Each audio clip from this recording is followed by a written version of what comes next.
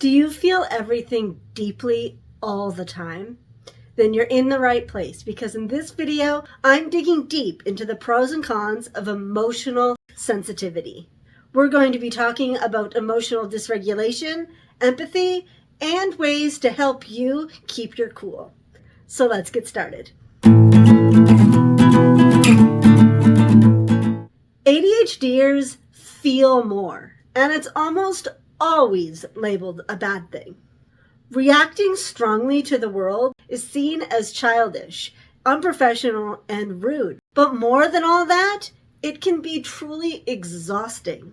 The constant ups and downs, the intensity of those swings, and the lack of control are very real.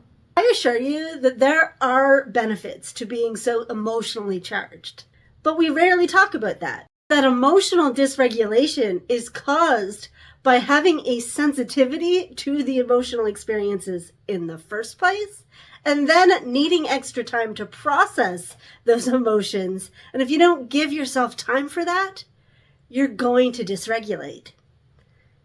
It can be overwhelming, especially because we don't just feel our own emotions.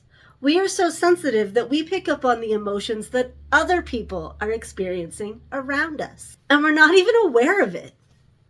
We feel the weight of the world.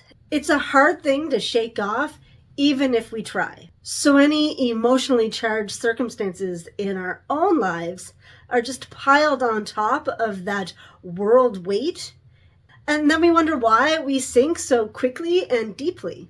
I spent a great deal of my teenage years and adulthood in various states of depression because the pain of the world would just sit on my chest and I couldn't distinguish it between my own emotional state. And here's the thing about the brain. It relies on explanation. So when I was depressed, my brain came up with reasons why I should be depressed. It's like my brain said, "Oh, you're depressed? That must be because you suck. And all that evidence to the contrary over there, we're going to make that invisible to you to streamline your thinking process." Thanks, brain. Just because you have thoughts doesn't mean they're true. And just because you have feelings doesn't mean you're over-emotional. The rest of the world isn't just better at carrying the load, they're incapable of picking it up in the first place. And yes, that means that we're going to cry more and rage more, and we're not always going to know why, which makes it especially hard for us to manage our reaction to these emotions. But it also means that we can laugh harder and appreciate the little things more. It means that we love deeply and we protect our loved ones fiercely. And I, for one, refuse to believe that is anything but a positive. But that blessing does need a certain level of understanding and intelligence, or we're just going to end up taking everything personally. Rejection sensitivity is so common amongst ADHDers, it's considered its own trait separate to emotional dysregulation. We react strongly to criticism. And if you add that to the fact that the average ADHDer experiences 20,000 more instances of negative feedback before adolescence, it's no wonder we're all so scared of rejection. Every instance of rejection from childhood onward, we experience it all over again because emotions compound. We don't just experience the pain from the thing right in front of us, and that can be debilitating, especially if we start avoiding circumstances to avoid the rejection we may or may not experience.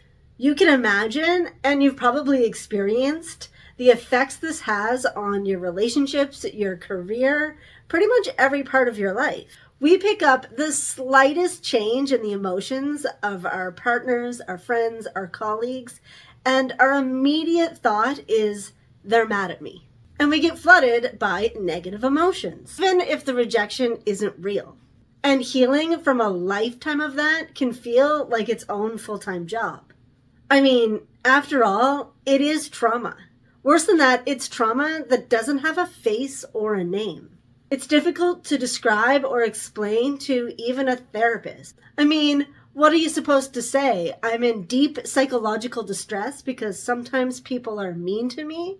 And no, I can't give you specific examples. Also, sometimes I'm fine. On top of that, we also attach emotions to things. That's fun.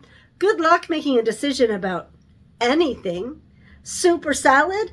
What do I feel like eating? Sneakers or boots? What do I feel like wearing? Should I RSVP yes? I don't know. How am I going to feel on the day? It's impossible to make an entirely logical decision about anything.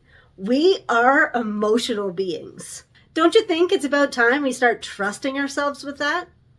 We do feel more, but that just makes our instincts stronger, not weaker. I wonder how many of us walk through life believing that we're bad at social cues, when what really happens is that we're spot on about those social cues, but we're picking up on something that the other person is lying to themselves about. Imagine what could happen if our first response wasn't to beat ourselves up about being too emotional. What if we pushed back and started trusting our emotions as the wisdom-rich guides that they should be? We would start comforting people who didn't know they needed comfort, instinctively distancing ourselves from people with ill intentions. And we'd start trusting ourselves to be able to handle any situation. We are all empaths, and that sets us up to be healers and change makers. But in order to do that, we need to let ourselves cry, to scream into the void, to laugh hysterically. We need to let ourselves feel all of it. The world is heavy, and we carry the weight of that. It's okay for us to show it on our sleeves. That took me years to learn. It doesn't happen overnight. Because sometimes the only way to feel like you're not going to cry forever is to attempt to do so. The important thing is for us to become aware of how we feel and why without judgment in the moment. It's that emotional awareness that sets us apart and turns our emotional sensitivity into a strength. And the people that do that the best are the artists, the poets, the creators of the world. The greatest creativity, the most impactful art, all taps into that emotional awareness. And when we connect to people on that level, it's life-changing. Do you have a story like that? Put it in the comments below. I would love to hear it. And if you don't, that's okay. Let's move on to how we can learn to self-regulate. Luckily, there are really practical ways to get started. Number one is journaling. Getting in the habit of writing a few pages every single day, even if it has nothing to do with your emotional state, it's going to help you tap into that creativity, and you can use that creativity to help process your big emotions, even if you're not writing about them. It also just clears up space in your mind so you can handle the emotions that you have. Tip number 2 is meditation, specifically yoga. A lot of ADHDers believe that they can't meditate because they can't sit still for that long. But yoga is like movement-based meditation. The idea isn't to clear your mind, it's to get your thoughts out of your mind and into your body, which is something you're naturally going to do if you're trying to balance on one leg. And the thing about balance is that it's regulated in a part of the brain called the cerebellum. It's the same part of the brain that regulates emotions. So if you strengthen your physical balance, you're improving the function of your cerebellum, and that's going to naturally help you regulate your emotions. Tip number 3 is exercise. If yoga really isn't your thing, that's okay. You can use any exercise that uses specific movements, things like ballet or martial arts. They'll give you the same benefits as yoga, with the added benefits of being a cardio workout. But I also know that not all of us can do physical activity. ADHD comes with a whole list of comorbidities that could be disabling. So if that's you, then just breathe. Breath work can make a huge difference. You can simply count how long you can inhale and then how long you can exhale.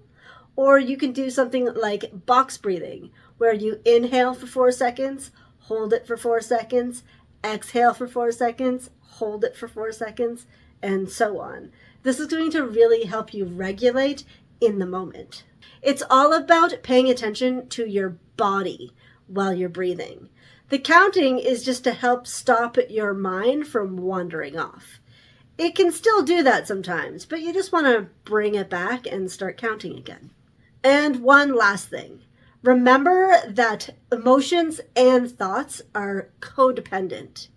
Your thoughts are going to affect your emotions, and your emotions are going to affect your thoughts. The best way to control your emotions is to learn how to control what you think about. And breathing is a really great place for us to start. Thanks for watching. I hope this video was helpful. This is part of an ongoing series, so make sure you subscribe if you want to see more of them. And like, share, comment, all that good stuff. I'll see you next week. Bye.